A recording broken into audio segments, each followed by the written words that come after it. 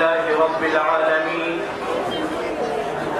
والصلاة والسلام على سيد المرسلين وعلى آله وأصحابه أجمعين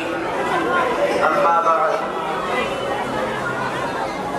فقد قال الله تعالى أعوذ بالله من الشيطان الرجيم بسم الله الرحمن الرحيم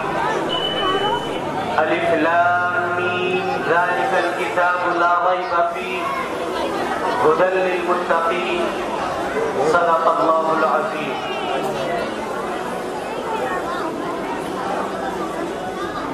اسٹیج پر تشریف فرما معزز علماء کرام، خصوصاً ہمارے مہمان خصوصی حضرت افضل مولانا مفتی ایوب صاحب دامت برکاتہم العالیہ، استاد حدیث جامعہ خادم الاسلام ہاپوڑ، اور اسی طریقے سے ہم سب کے رہنما اور کرم فرما ہمارے اس مدرسے کے بانی و محتمم حضرت عبدت الحاج قاری انوار احمد صاحب دامت برکاتہم،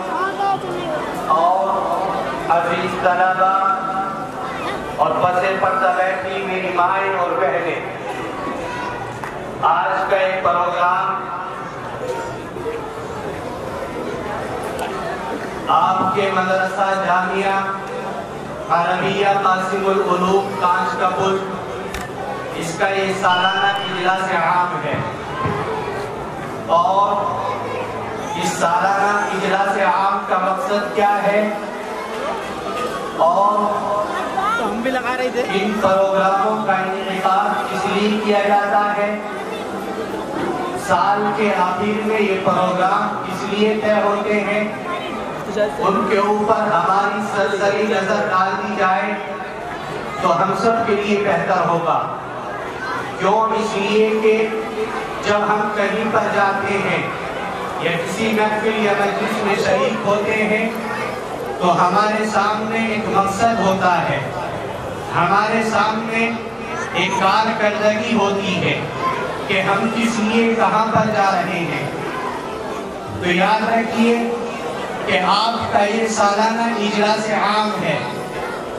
اس اجلاس کے اندر آپ کے سامنے آپ کے جامعہ کی کارکردگی پورے سال کے اندر اس علمی دربار کے اندر رہ کر کے علماء اور فضلاء نے اپنے شاگردوں کو، اپنے طالب علموں کو کس طرح درس علم دیا ہے اور کس طرح ان کو قرآن و حدیث کی تعلیم دی ہے، یہ سب آپ حضرات کے سامنے ہے۔ مغرب سے یہ پروگرام شروع ہوا اور طلباء نے اپنی کارکردگی ظاہر کی، خطابت کے ایک میدان میں آ کر کے آپ کو بتلایا کہ ہم نے اس مدرسے کے اندر رہ کر کے کیا سیکھا ہے،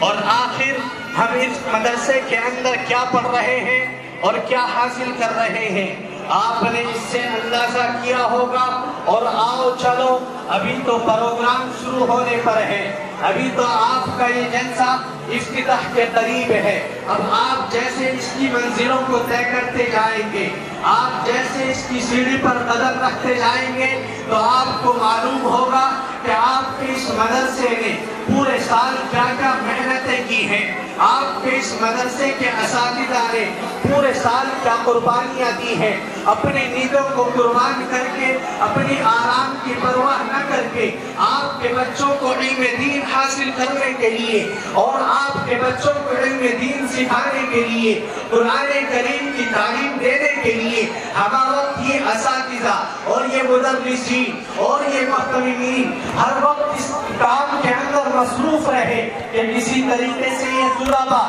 یہ قوم کی امانت جو مدرسوں کے اندر آ رہے ہیں، اسی طریقے سے ان کو ایسا علم دین حاصل ہو جائے کہ ان کی زندگی نورانیت سے بھرپور ہو، ان کی زندگی کے اندر صرف نور ہی نور ہو، اندھیرا اور تاریکی ان کی زندگی سے ختم ہو جائے۔